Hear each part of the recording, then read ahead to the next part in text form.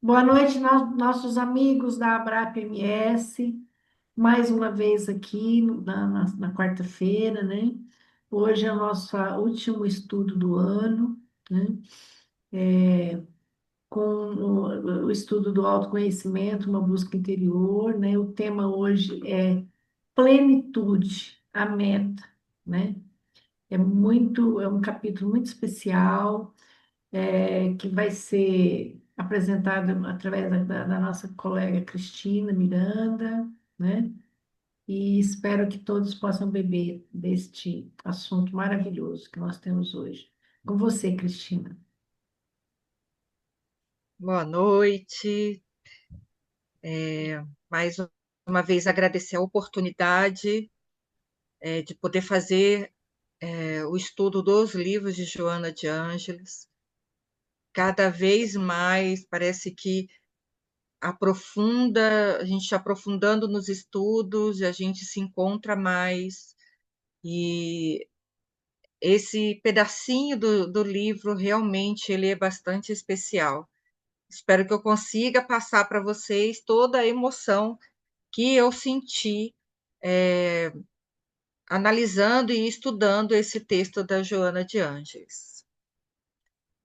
Então, ela é o livro Autoconhecimento, uma busca interior, da Joana de Ângeles, e o texto se chama Plenitude, a meta. Então, a meta da nossa vida é encontrar essa plenitude. Deixa eu tirar daqui, porque senão não consigo ver. Aí. Ela faz uma introdução, né, que no texto Plenitude, a meta, psicografado por Divaldo Franco e atribuído ao espírito de Joana de Ângeles, a autora apresenta a plenitude como o objetivo supremo da evolução espiritual.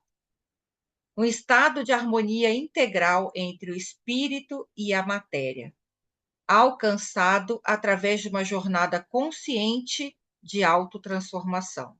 O tempo todo ela fala na questão da nossa autotransformação.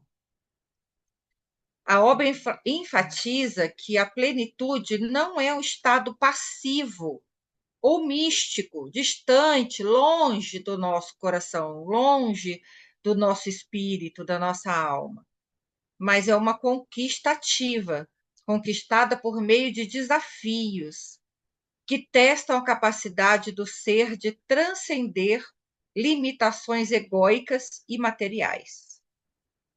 Esses desafios emergem da interação dinâmica entre o espírito imortal e a experiência transitória da matéria, promovendo o crescimento interior e a realização do potencial divino no indivíduo, que é a realização do potencial divino nosso.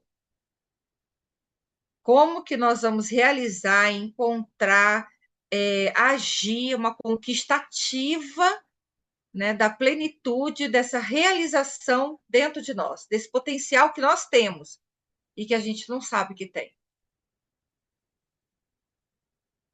Então, Joana, ela identifica implicitamente, né, que eu verifiquei, 6 desafios principais ao longo do texto, que se entrelaçam como etapas evolutivas.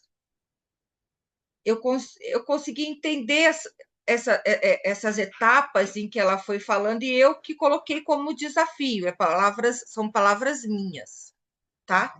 Como um desafio, para a gente conseguir entender o passo a passo, para a gente conseguir atingir essa plenitude, que é a superação da insatisfação ilusória, o desapego das posses materiais, a integração da consciência espiritual no cotidiano, que, a meu ver, é até mais difícil que o desapego das posses materiais, a prática do amor incondicional, que a gente só conhece, ouviu falar, mas não sabe o que é, a aceitação da lei de causa e efeito e a busca pela unidade com o divino, que é a última etapa, o último desafio. Então, cada desafio é contextualizado na tensão entre o anseio espiritual pela plenitude, porque ela diz que a gente anseia por essa plenitude.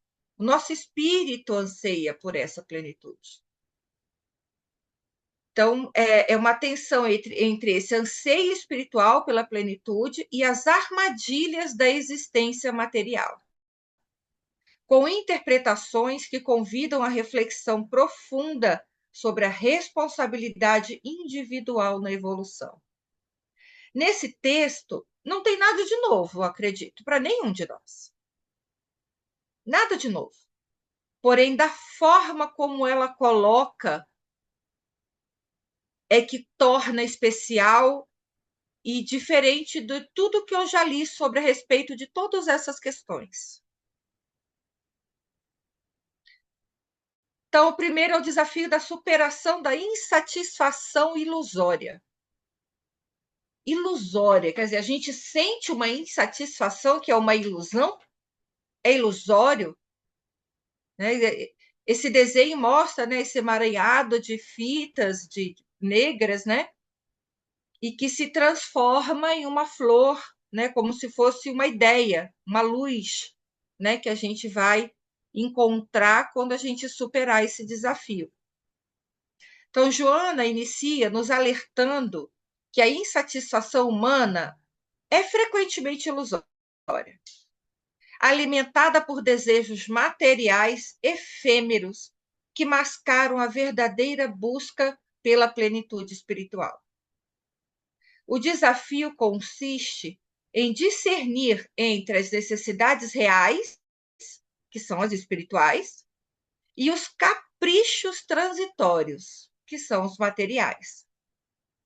Reconhecendo que a plenitude surge da aceitação interior e não da acumulação externa. A gente só pensa em acumular externamente, a gente parece que vive, a gente conhece toda essa plenitude, a gente sabe que a gente tem que alcançar, mas a gente ainda vive, né, nosso dia a dia dessa acumulação externa que a gente quer fazer.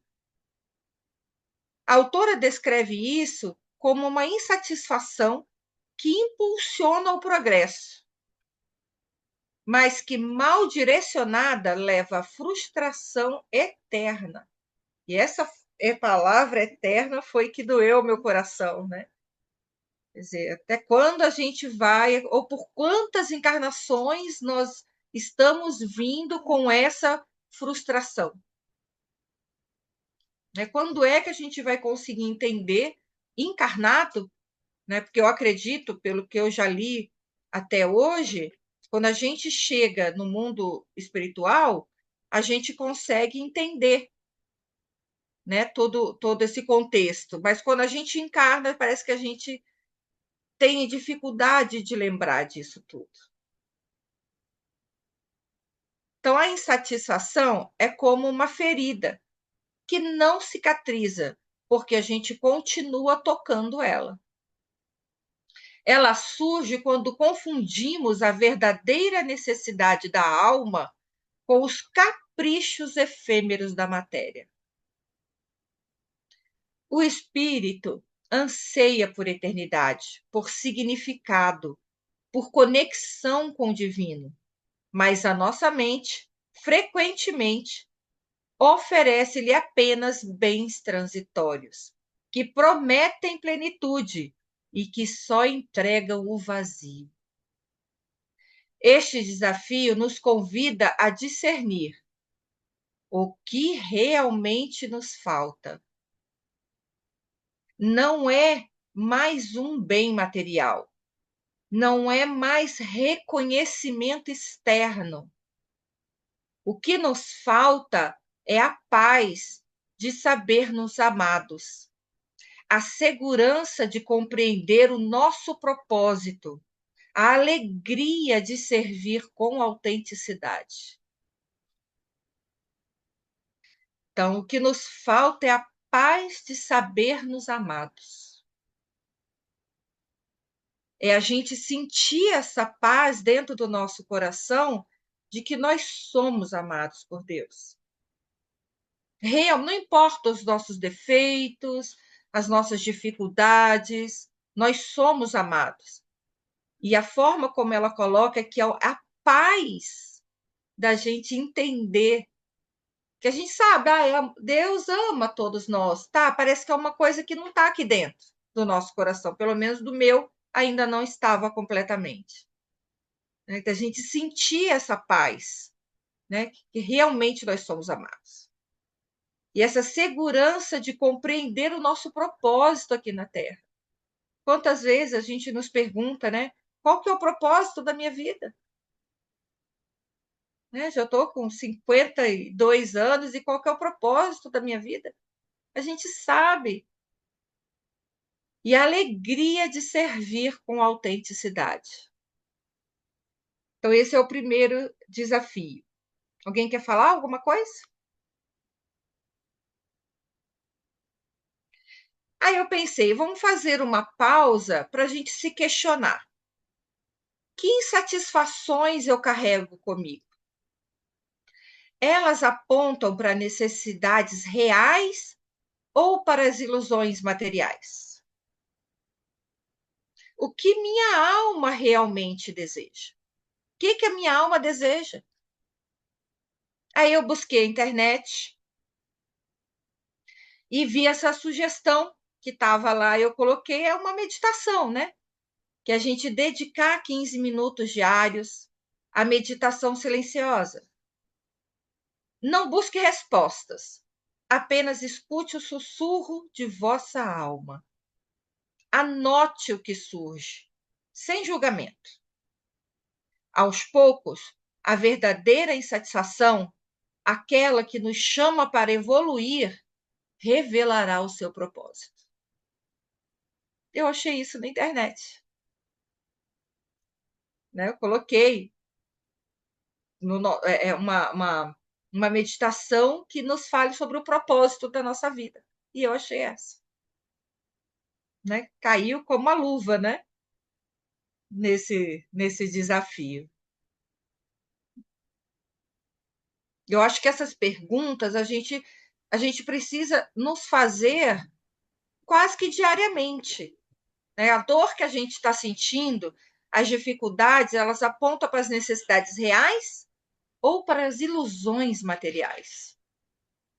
Ô, Cristina, Oi, deixa eu colocar uma coisa aqui, um parêntese no assunto. sim, Uma pergunta também que, assim, eu pelo menos costumo fazer, né? Para mim é assim, qual é o propósito, né? Mas assim, o que eu vim aprender, né? Nessa encarnação? Porque assim, a cada encarnação a gente vem para desenvolver umas habilidades, alguma coisa, né? Alguma área, né? Então eu sim. tenho me perguntado o que eu vim aprender, né? Foi o meu propósito de aprendizado para esta encarnação, né? Enquanto estou aqui, enquanto estou vivendo, enquanto, né, estou compartilhando com a sociedade, com a família, qual é o propósito de aprendizado, né? Em que área eu me desenvolver? E foi bem interessante que eu consegui chegar mais ou menos num ponto assim que eu acho que eu devo ter vindo. Não tenho essa resposta completa ainda, mas ela está vindo para mim. O que eu vim aprender? E ela vem, né? Ela O vem. que eu vim aprender? O que Eu, eu vou sair daqui a alguns anos, com que aprendizado para levar, né, para o meu espírito? Que realmente eu aprendi? Qual habilidade eu desenvolvi? sim, e a gente, assim, se a gente morrer hoje, né? Desencarnar hoje, o que a gente aprendeu? O que a gente está levando, Isso. né? Peraí, rapidão, que eu pedi, eu estava dando uma olhada para verificar qual é. Peraí. Aí eu vou ter que abrir aqui. Se eu abrir o arquivo aqui, aparece para vocês também? Não, estou vendo só a apresentação. É que eu estava verificando. Eu vou falar no final, então. Que é Isso. qual parte do Evangelho segundo o Espiritismo fala sobre esses pontos que a Joana de Ângeles nos fala. E eu anotei aqui, mas está numa outra parte aqui no meu computador. Então, o segundo desafio, que é o desapego das posses materiais. E essa figura, né, da mão segurando a areia caindo por entre os dedos, né, que é essa sensação, né? Eu acredito que a gente tenta segurar, por mais que a gente tente segurar as coisas, os bens materiais, parece que tem hora que escorrega pelos nossos dedos, né? Então, o texto enfatiza que o apego às posses materiais é uma barreira à plenitude, pois a matéria é transitória e o espírito é eterno. O desafio é praticar o desapego não como renúncia forçada, mas como liberação consciente, reconhecendo que os bens materiais devem servir ao espírito e não escravizá-lo. Ela fala que o problema não são os bens materiais e que a gente deve até buscá-los, mas a gente não pode deixá-los nos escravizar. Então, a Joana afirma que a plenitude não reside nas coisas, mas no ser, convidando a uma reavaliação de valores onde o espírito comanda a matéria. Nós sabemos disso. Por isso que eu falo que nada disso é novidade. Né? O que ela falou não é novidade. Né? E ela fala que o desapego não é a renúncia forçada, não é a pobreza imposta, é sim a compreensão serena de que nada que é material nos pertence verdadeiramente. Somos apenas administradores temporários de bens que um dia deixaremos para trás. O espírito é eterno, a matéria é transitória. Quando nos apegamos excessivamente aos bens, criamos correntes invisíveis que nos prendem à ilusão de segurança. Então, a gente usa essa segurança, a segurança da matéria, né? De coisas que a gente está adquirindo, a gente acha que a gente está seguro. E não é essa segurança. É a segurança de ser amado por Deus, a segurança de que a gente está aqui transitoriamente. Acreditamos que possuir mais nos tornará mais felizes, mais seguros, mais dignos. Mas a verdade é que esse apego gera medo, medo de perder, medo da escassez e medo da morte, porque a gente não quer perder esses bens. Peraí. O desapego é a liberdade de usar os bens sem ser escravizado por eles, de compartilhá-los sem ressentimento, de perdê-los sem desespero. Então, se a gente chegar a perdê-los, sem desespero. Olha a dificuldade dessas palavras, né?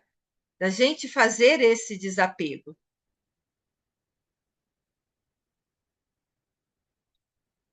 Aí entra o terceiro desafio, que eu acredito ser o desafio mais difícil, pelo menos na minha visão, que é o mais difícil. O desafio da integração dessa consciência nossa espiritual no nosso cotidiano. Como que nós vamos integrar tudo isso, tudo no nosso cotidiano? Então, esse desafio representa a terceira etapa evolutiva da jornada rumo à plenitude, focando na necessidade de incorporar conscientemente os princípios espirituais nas ações e rotinas diárias da existência material. Então, é a mão com o dedinho, né? Uma mão é a nossa consciência espiritual, a outra é o nosso cotidiano. Como fazer essa união? E ela é tão frágil que ela está pegada só pelo dedinho. A gente não consegue, quando ela está, né, entrelaçada, né, no nosso dia a dia.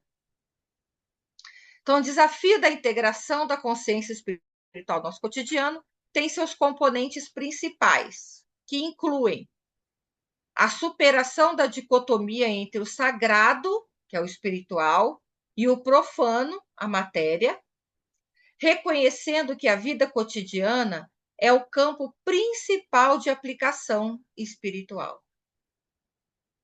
O desenvolvimento de uma presença atenta e intencional em todas as nossas atividades, transformando tarefas mundanas, nós achamos que é meramente simples, mundano, em atos de elevação moral e conexão divina. O objetivo de harmonizar o espírito imortal com as demandas transitórias da matéria, evitando que a espiritualidade se torne abstrata ou isolada. Eu acredito que a gente, né, no caso a mim mesma, eu falo por mim, a gente coloca a espiritualidade abstrata. A gente vê como uma coisa muito interessante, é lindo. E, só que como pegar tudo isso e colocar no nosso cotidiano? Não ficar Cristina, isolado na nossa mente. Oi? sabe o que que eu lembrei nessas três etapas aqui? Eu lembrei daqueles mártires que morriam, né? Cantando na hora lá dos leões, né? Morriam Defendendo por Jesus. Jesus, entendeu? Eles estavam realmente vivendo isso aqui, sabe? Então, assim, eles tinham certeza, né, de que a morte do corpo seria apenas uma passagem, né, que eles estariam na glória. Olha, me lembrou demais isso aqui me lembrou muito, como exemplo para mim, sabe? Que eles conseguiam esse desafio, aquele exemplo lá, sabe? Os mártires. E que Me fala muito lembrou sobre muito. isso no livro Paulo e Estevão, né? Aham, eu me lembrei muito disso. Eu até fui dar uma olhada no livro Paulo e Estevão, algumas partes que eu achei que eram interessantes, justamente nessa parte do desafio 3. É isso Uhum, mesmo. Então, o que a gente precisa? Né? Quais são os requisitos? É disciplina mental, autoobservação constante e a prática de mindfulness espiritual. Né? Porque essa disciplina mental, essa autoobservação constante, não é para trazer mais dificuldade para a nossa vida, para o nosso dia a dia. É por isso que coloca a prática de mindfulness espiritual, que é para a gente conseguir conciliar tudo isso no nosso dia a dia. Então, onde cada decisão e interação é guiada por valores eternos com amor, gratidão e serviço. O propósito é alcançar uma plenitude vivencial, onde o espírito não apenas transcende a matéria, mas a ilumine, promovendo o crescimento contínuo e prevenindo a estagnação evolutiva. Aí eu peguei, gente, eu estou estagnada evolutivamente? Né? Comecei a fazer todo um revendo muitas coisas da minha vida, várias questões, né? Porque a gente precisa fazer essa autoobservação. Então, em essência, esse desafio exige que o indivíduo viva como se cada momento fosse uma oportunidade de manifestação divina. Cada momento da nossa vida. ela gera uma oportunidade da gente manifestar o divino em nós e no nosso comportamento, integrando a consciência superior no fluxo da vida prática, para gerar equilíbrio interior e impacto positivo no ambiente externo. E aquilo que a gente produz, né, vai gerar mudança no nosso comportamento e as pessoas vão ver isso também, né, vão sentir essa mudança. E lembra de outras vezes, outras leituras atrás desse livro, que ela fala das pessoas ponte, né? Eu acho que isso que ela quis dizer, eu até falo isso mais lá na frente. Então, é uma compreensão profunda. Muitos buscam a espiritualidade em templos, em retiros, em momentos de meditação isolada. Mas a verdadeira espiritualidade vive-se na cozinha, no trabalho, nas relações nossas cotidianas. É fácil ser espiritual quando se está em silêncio. É desafiador sê-lo quando se está irritado no trânsito, frustrado com um colega, frustrado com si mesmo no nosso dia a dia. Tantas coisas em que a gente passa no nosso dia a dia, e eu lembrei de uma palestra do Haroldo Dutra, em que ele fala que ele estava dirigindo no carro, o filho dele estava no carro. E o cara fez uma barbeiragem horrorosa com ele, passou na frente dele, e ele ficou bravo, acelerou e parelhou com o carro. Na hora que ele ia abrir o vidro, o filho dele falou: "Mas pai, como assim? As pessoas te conhecem, você é um homem público.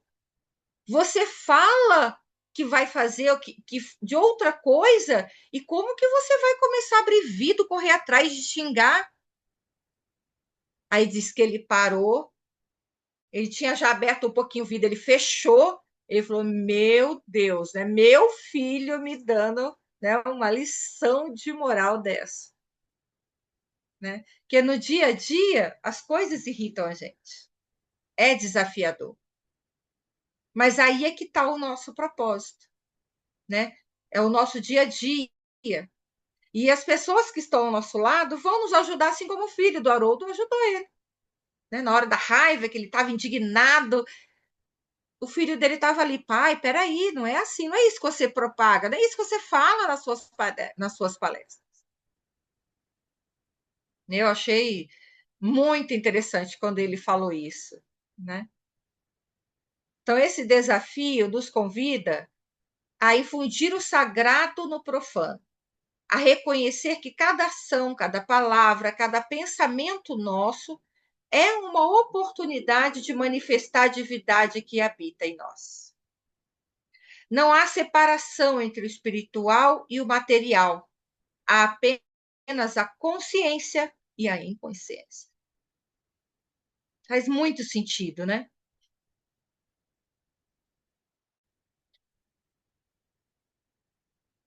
E o desafio da prática do amor incondicional. Nossa, como que a gente ouve isso no nosso dia a dia, né?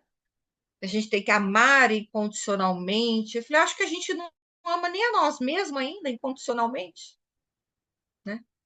Então, fazendo toda essa leitura desse amor incondicional. O que é o amor incondicional? Então, o texto posiciona o amor incondicional como essência da plenitude, desafiando o egoísmo e o amor condicionado. Joana de Ângeles ensina que o amor verdadeiro une o espírito e a matéria, dissolvendo as separações e promovendo a unidade. Aí eu pensei: será que é isso que a gente reza com a mão juntinha? Né? É a junção, é a nossa unidade. É um amor que não busca o seu, mas o bem do outro, manifestando-se em ações concretas na matéria. Como que a gente vive o nosso dia a dia, nosso relacionamento com os nossos companheiros e companheiras? Como que é? Nossos filhos, com as pessoas que estão à nossa volta, né? A gente espera a felicidade deles primeiro que a nossa? A gente coloca a felicidade deles em primeiro lugar, depois a nossa? Vendo as pessoas felizes ao nosso redor, a gente vai sentir o amor? Sentir que nós estamos felizes também? Né? São essas perguntas. Aí tem o amor incondicional por um filho, pela natureza que a gente tanto fala, né? A gente tanto sente bem perante a natureza, amor aos animais, o amor romântico, né? Pelos nossos companheiros, namorados, namoradas, etc. O amor por nós próprios, né? O amor próprio. Então, esse é o amor incondicional? É isso que funciona como amor incondicional? Ou quais mais a gente vê e que é um amor incondicional? A Deus? E o quanto desse amor incondicional a gente pratica no nosso dia a dia? Quanto disso aqui tudo a gente está praticando no nosso dia a dia? Né? A espiritualidade está aqui só, a gente olha para o céu e não está dentro da gente realmente, dos nossos atos, nas nossas ações do dia a dia? Né? Será que a gente está conseguindo mostrar isso? Então, o amor incondicional é a força mais poderosa do universo. Não é sentimento efêmero, é escolha consciente, ato de vontade, expressão da divindade. Então, é decisão nossa. Eu entendi que a gente escolhe. É a nossa decisão de amar incondicionalmente, né? A nós mesmos, as pessoas, a Deus, a natureza, os animais. É amar sem esperar retorno. Gente, como isso é difícil. Você amar sem esperar retorno. Servir sem buscar reconhecimento. Perdoar sem exigir mudança no outro. A gente perdoa, mas tem que mudar. O negócio é esse, né? Então, até que ponto isso funciona? Até que ponto a gente está nos preservando também, perdoar sem exigir a mudança do outro? Então, realmente, é uma escolha nossa do dia a dia, em que a gente tem que colocar limite, com certeza, porque senão nós vamos ser invadidos por tudo isso, né? Nós precisamos também colocar limite nisso tudo, mas conseguir perdoar sem falar para as outras pessoas que eu perdoei a pessoa, né? E sem exigir, aqui dentro do meu coração, eu não vou exigir que ela mude. As pessoas são quem elas são. Assim como eu sou quem eu sou, com milhares de defeitos. Né? E a gente quer que as pessoas gostem da gente do jeito que a gente é. Né? A gente quer que os outros façam tudo por nós. E a gente está fazendo pelos outros? No nosso dia a dia? Né? Aonde que o egoísmo está pegando a gente nisso tudo? O nosso egoísmo. A gente pensar só na gente mesmo. Então, muitos confundem amor incondicional com permissividade ou fraqueza. Ah, fulana é fraca, é bobinha.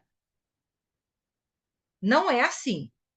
O amor incondicional é forte, é firme, é claro. Pode dizer não, mas com compaixão. Pode estabelecer limites com ternura. Pode afastar-se de quem nos prejudica, mantendo o coração aberto. A gente não precisa ficar perto das pessoas em que nos faz mal. A gente pode se afastar, mas mantendo o coração aberto. Então, esse desafio convida-nos, né, a dissolver as barreiras do ego que nos separam do outro, reconhecendo que todos somos expressões da mesma divindade. Todos nós somos divindade. Todos estamos nessa jornada evolutiva juntos, ninguém é melhor que ninguém. E todos merecemos compaixão, independente da pessoa. Todos nós estamos no mesmo barco, né? E todos nós merecemos compaixão. Difícil, né, gente? É, eu acho que a gente volta só um pouquinho. É, volta só um pouquinho o slide, Cristina, o anterior. Qual esse? Não, mais um na frente, mais um aí, né?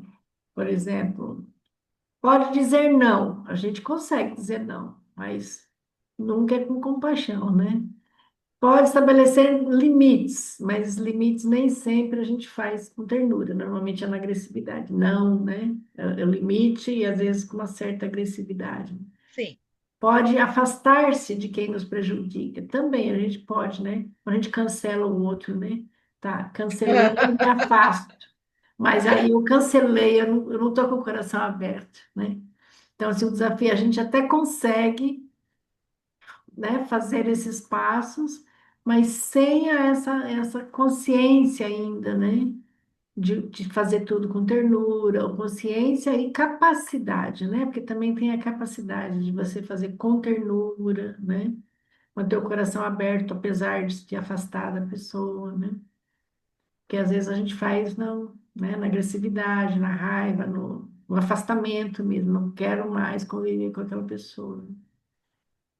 Então, assim, E é um desafio a gente muito pode ser grande. forte, firme e claro, né? Sim. Mas com compaixão, com ternura e Uhum. com Sim. coração aberto. É.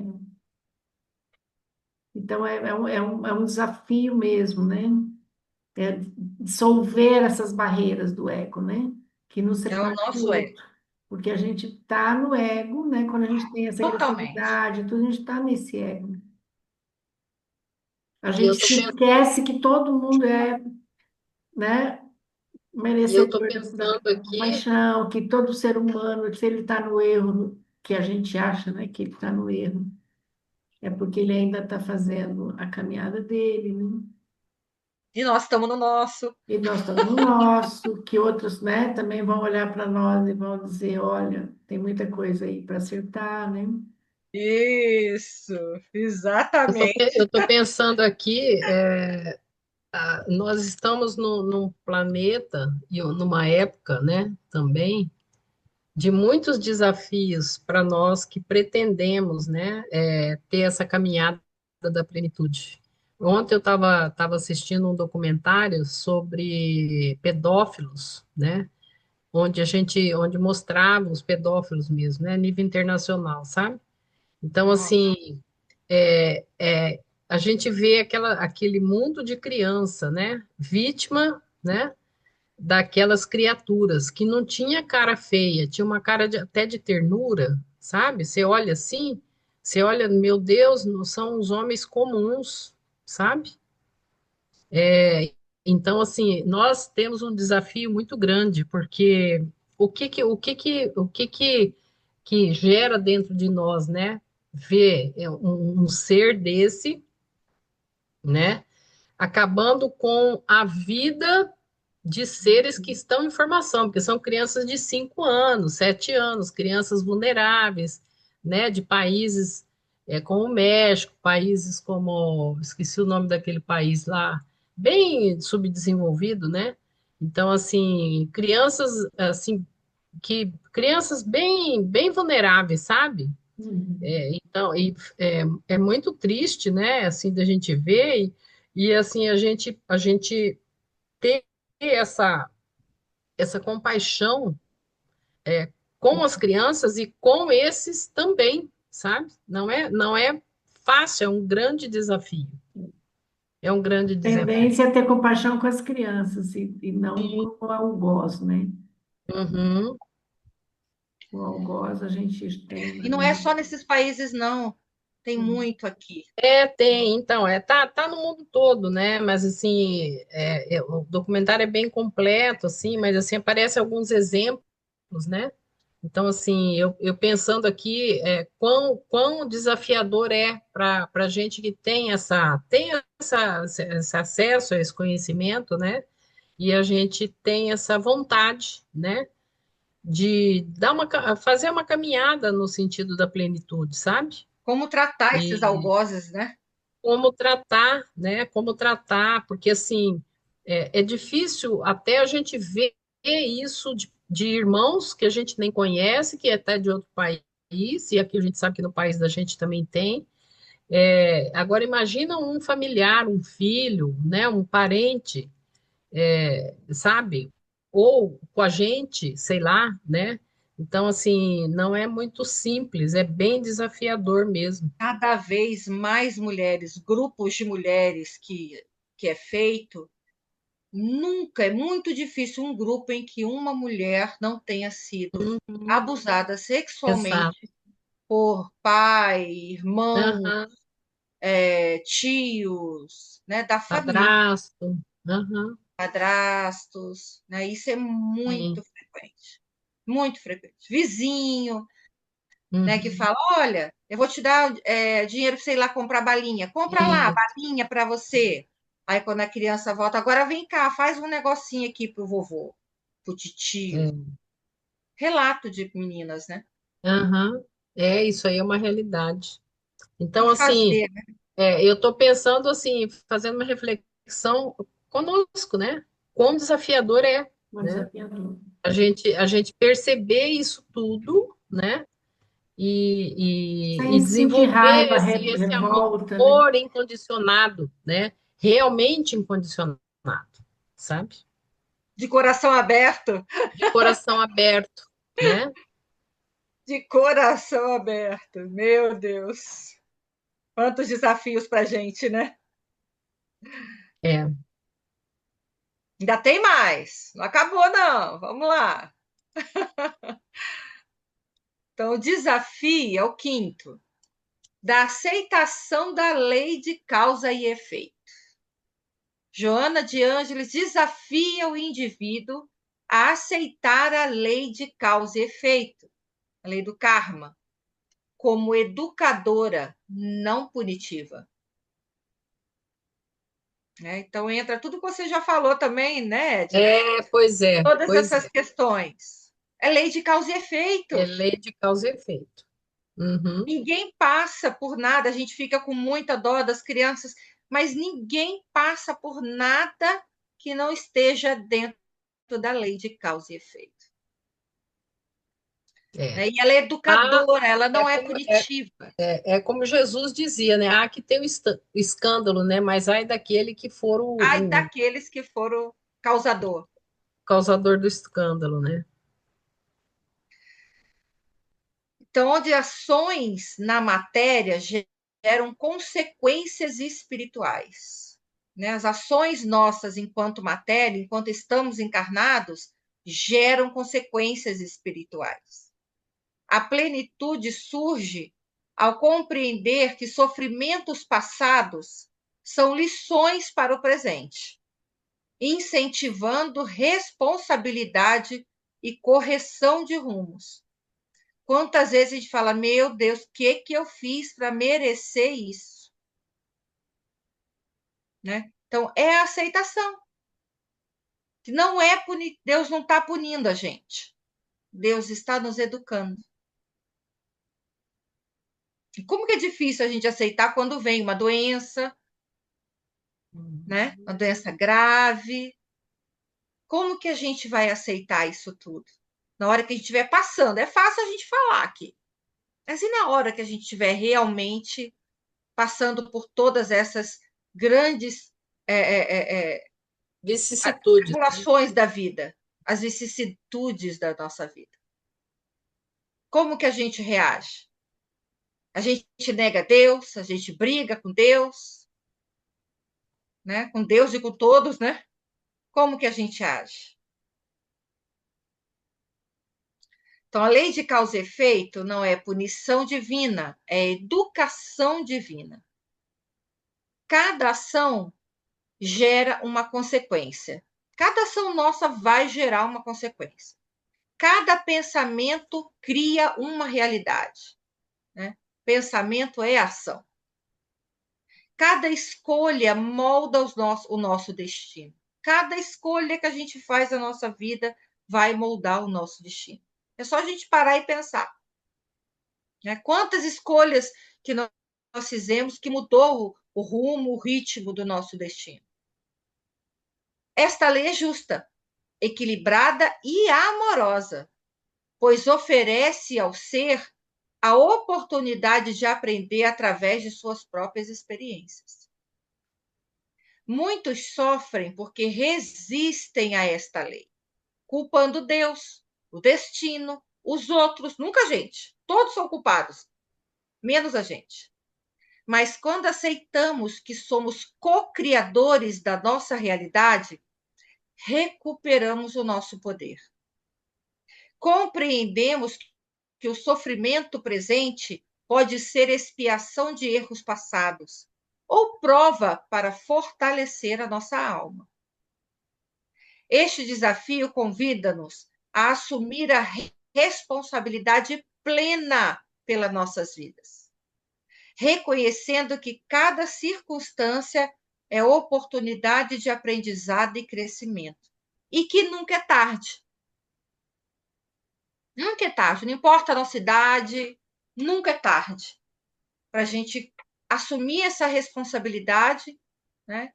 E reconhecer as circunstâncias dessas oportunidades e aprender para a gente conseguir evoluir. E o último desafio é a busca pela unidade com o divino. É a gente conseguir chegar lá, né? É o clímax do texto. É o desafio de buscar a unidade com o divino, onde o espírito e matéria se fundem na consciência cósmica. Então, não é só a nossa consciência, é na consciência cósmica. Joana de Ângeles descreve a plenitude como, palavras dela, imagem e semelhança de Deus, alcançada ao dissolver o ego e unir-se à fonte universal, transcendendo dualidades. E aí? Simples assim. Nunca tinha entendido essa questão da imagem, que nós somos a imagem e semelhança de Deus. É isso, né? É isso. É a nossa busca para a gente ter essa consciência cósmica. O que é a consciência cósmica? É a nossa consciência com o universo, né? Transcendendo todas essas coisas que nós temos aqui na matéria. Então, esse desafio supremo é a busca pela fusão da consciência individual com a consciência cósmica, a dissolução do ego ilusório na vastidão do divino. Não é fuga da realidade, a gente não pode, né, confundir com a fuga da realidade. É a integração completa com a realidade verdadeira. Quando buscamos unidade com o divino, deixamos de ser gotas isoladas no oceano e compreendemos que sempre fomos parte do oceano. Nós somos o oceano. Nós não somos uma gotinha isolada. Nós somos. Essa compreensão dissolve o medo, pois não há morte para quem é eterno. Dissolve a solidão, pois não há separação para quem é uno com tudo. Nós somos uno.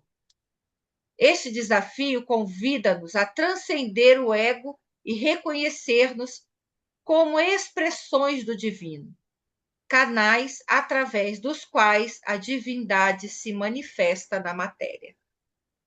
Como diz a Edna, simples assim.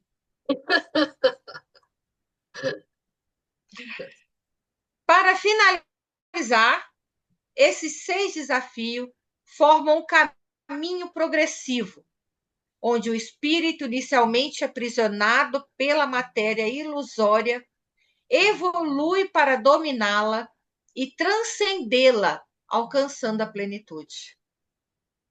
Eles explicam que a interação não é conflito, mas colaboração. A matéria testa o espírito e o espírito eleva a matéria. Correlacionando com o Evangelho segundo o Espiritismo, os ensinamentos de Kardec reforçam a visão de Joana como uma aplicação prática do cristianismo espírita, onde a plenitude é a perfeição moral, que está no capítulo 17, vivida na Terra. É a perfeição moral vivida na Terra.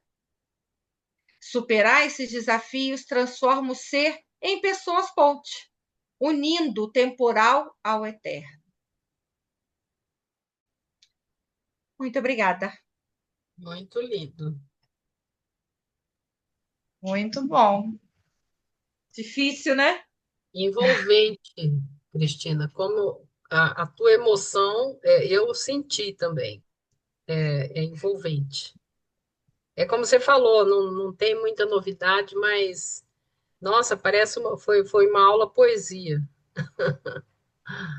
É o que eu falei, nada do que ela disse a gente desconhece. Tudo isso a gente desconhece. Só que está separado de nós. A gente não uniu dentro de nós. A gente não vive isso. A gente está no caminho. Eu acredito que nós estamos no caminho, né? Eu tive esse encontro comigo mesma e vi que, assim, que o que importa é a gente iniciar o caminho, entender esse caminho, né? Conseguir compreender e agir no nosso dia a dia, que é o mais difícil. É colocar tudo isso no nosso dia a dia. Assim, a gente vai ser o oceano, e não apenas uma gotinha dentro desse oceano. Foi isso que eu entendi. Nossa, que Eu gostei Perfeito. muito bom. bastante. Muito bom. Achei assim que esse item, plenitude, ele é um chamado para nós, né? Porque, Nossa, como você falou, a gente está estudando, a gente está no caminho, só que é um chamado assim para o despertar mesmo, porque é tudo tão óbvio, né? São coisas tão claras, como a Cris disse, e aí a gente fica sem palavras assim no final desse conteúdo. Meu Deus, né? Tudo tão simples e tudo ainda tão distante, né? tão distante de nós, né? Do nosso coração, distante da nossa realidade. A gente conhece tudo isso, e aí? O que adianta? O que a gente É está a fazendo? prática o que pega aí, né? A prática. A gente tem a tendência de separar mesmo, né, matéria e espírito. A gente tem essa tendência. E Mas aí que mora o problema. É o problema O tá aí. problema está aí. é como ela, como é o título, né? A plenitude é a meta, é o final.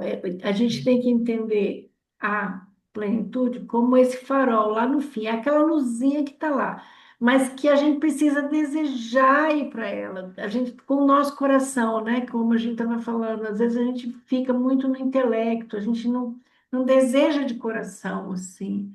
Não é aquilo que eu quero de verdade, né? Eu quero essa plenitude, eu preciso buscar essa plenitude, né? Não tem nada mais importante do que buscar essa plenitude, né? Que é essa consciência que a gente precisa aprender. São as nossas E não ações do existe dia a dia. nada mais importante do que ir para essa meta, que é a plenitude, né? A gente fica se perdendo em outras ilusões, né? Como ela disse. E a matéria é muito fácil da gente se perder na matéria, porque Muito a gente está fácil. vivendo a matéria.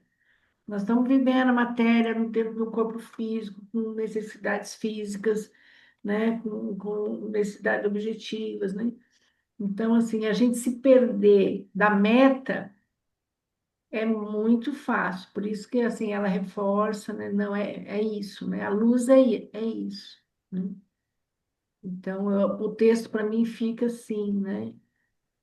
para a gente não perder esse farol, né, que está lá, que a gente tem que buscar, né? E como? Primeiro, se entendendo, eu sou um espírito, eu não sou uma Maria, eu estou Maria, né? Eu sou um espírito. Então, a que esse espírito se propõe nessa encarnação? O que é que eu vim, né? Como eu já falei, o que que eu vim aprender? O que que eu vou arrebatar para o meu espírito de tudo isso que eu estou vivendo, né? Então, não é fácil a gente aprender esse, de verdade, né, esse conhecimento. A gente fica muito intelectual, muito no raciocínio, na razão, né? E que bom que esse texto te tocou no seu coração, principalmente, né? Para nós também foi bem, bem gostoso, bem emotivo, mas para você principalmente. Essa é a grandeza de Reverberou. estudar, Joana, né? As delícias. Ai, Deus, mas foi muito forte, realmente. Muito forte. Que depende da gente. E a gente tem que cuidar do nosso corpo, a gente tem que cuidar do nosso corpo físico que nos foi dado. Sim. Mas a gente tem que achar o equilíbrio, né? Não ficar louco, né? Igual esse povo fica desesperado, né? Pela beleza, né? Louco, faz qualquer coisa. Não se escravizar, né? Ela fala, usa essa Não, palavra, essa é a não ser palavra. escravo da matéria. Você vai usar a matéria. Você vai, né? Que vai cuidar do nosso corpo, vai Sim, cuidar. como um objeto de uso e não Isso. se tornar escravo dele. E a gente tem essa tendência a se tornar escravo da matéria. A gente é escravo da matéria. Tendência não, nós somos Então, escravos da matéria no nosso dia a dia. é. E sempre pensa primeiro na matéria para depois. Né? É isso. Se der tempo, a gente faz um cultivo no espírito, se der tempo. Isso. E ver isso tudo, sabe? Acho que enxergar tudo isso foi um baque bem grande. Bem grande. Então, sinta-se Estou privilegiada. superando isso. Que bom Ah, que eu também consiga me sentir tocada, né? Como você. Que bom que você chegou nesse ponto. Muito bom. Eu estava comentando com a Maria que a sua apresentação é divertida, é leve, né? Você faz uns slides assim, leves, né? é que eu preciso Coloridos. compreender o que está sendo dito.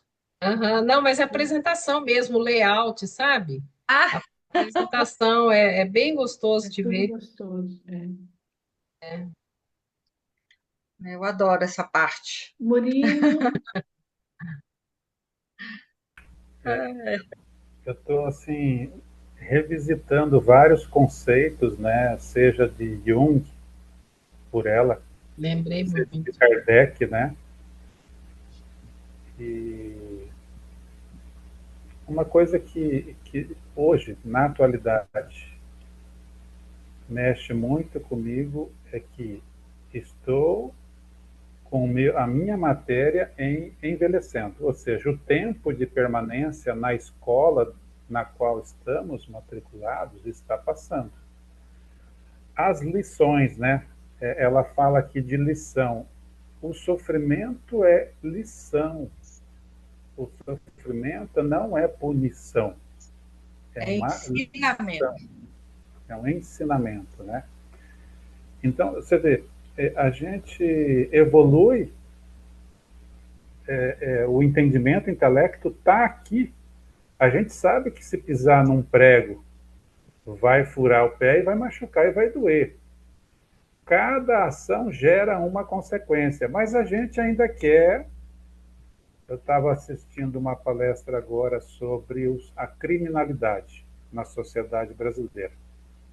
Então, o slide me chamou muita atenção. Depois da pandemia, tipo assim, vamos colocar por alto, assim, tá? Porque eu não lembro exatamente, mas vamos só para a gente ilustrar. 6 milhões de assaltos, né? físico, pessoais, ou seja, havia a intervenção de um ser humano subtraindo algo do outro, pessoalmente, ou matando, tirando, né? E depois da pandemia, como eles não podiam mais praticar o crime lá na rua, eles começaram a praticar o crime na internet. Então, o que aconteceu? De 6 milhões, baixou, veio aqui para baixo. Os crimes Tete a tete. tete a tete.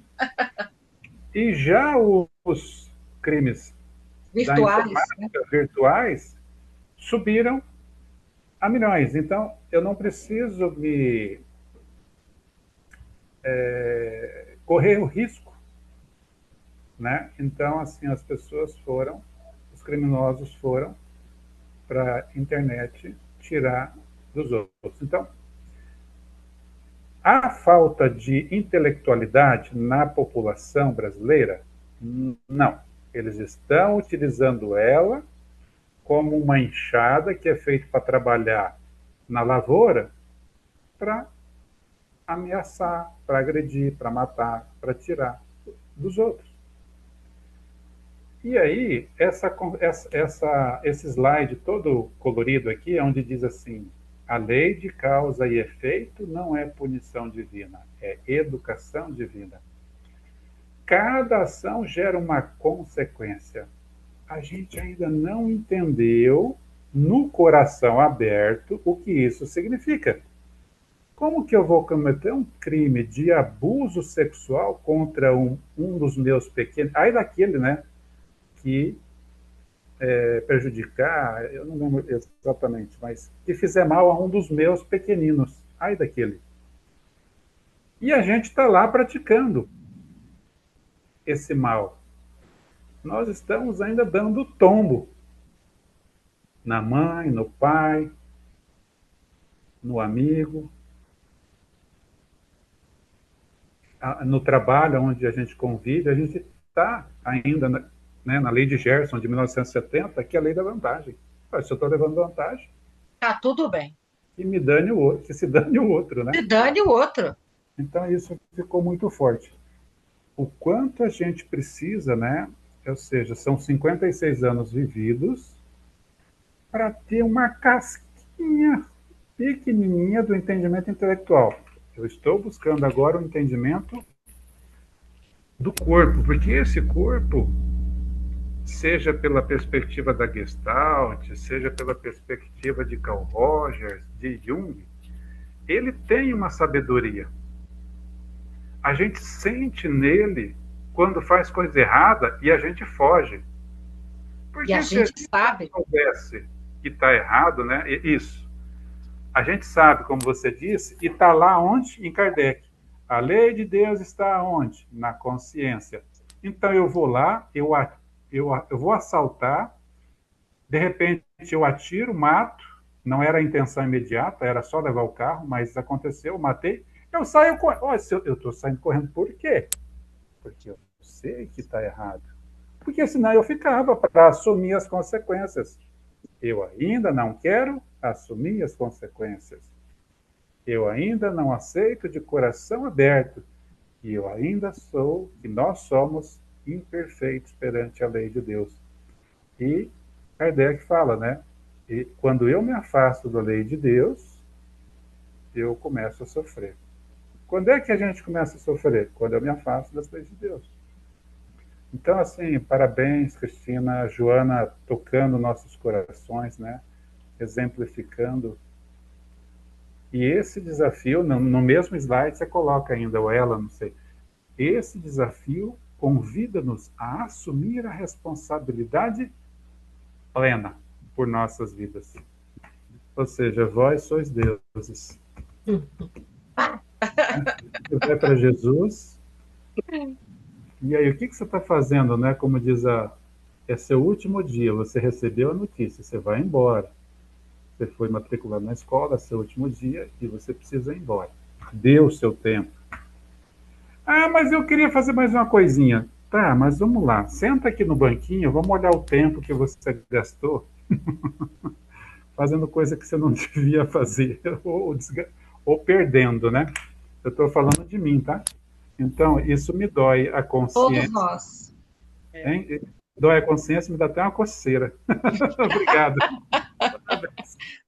Ai, Deus. É isso. Parabéns, Cristina. Acho que a gente está fechando o ano hoje, né? Hoje, nossa É última aula. mesmo. Com chave de ouro. Fechamos com chave de ouro, né? Porque ela É encerra verdade. esse capítulo, né? Nos dando esse Nossa. guia, né? Essa, essa necessidade de buscar essa meta, né? Mesmo que a gente, lógico, não estamos lá, mas a meta, saber que a meta é essa, né? Não Uhum. tem outra.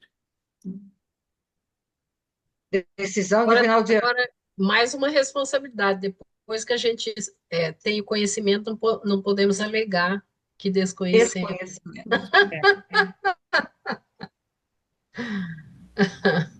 Muito Brincadeira, será dado, né? Muito será é, cobrado. a quem muito foi dado. Aqui muito foi dado. Edna, que brincadeira mais sem graça. Eu estou sabendo de tudo isso, o que que eu vou Tinha fazer? que lembrar isso. Tem que lembrar isso logo no final.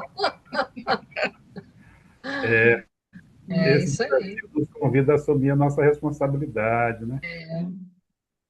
Mas sendo repetitiva, né? Como eu já falei, mas a gente, na verdade, a maioria de todo esse conhecimento a gente só sabe intelectualmente, não bateu no nosso coração ainda, na nossa consciência, né?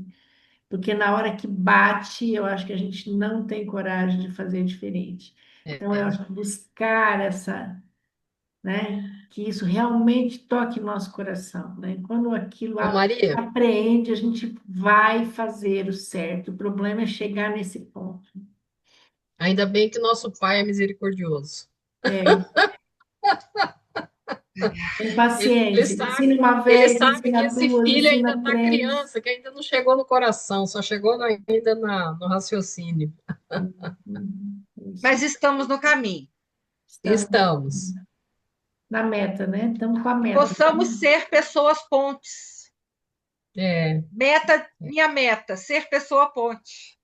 Isso. É que a Joana de Ângeles usa tantas vezes. É, Que nós possamos ser. Meta de final de ano.